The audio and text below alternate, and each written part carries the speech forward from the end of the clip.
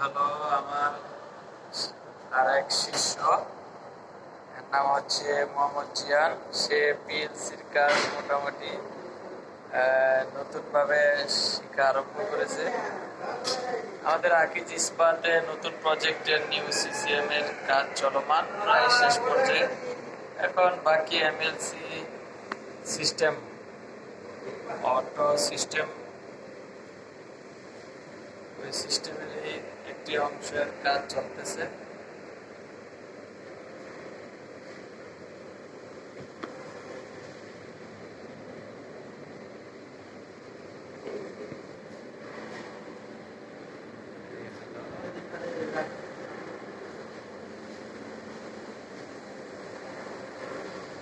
আমাদের নতুন সিসিএম এর কন্ট্রোল মেইন প্যানেল।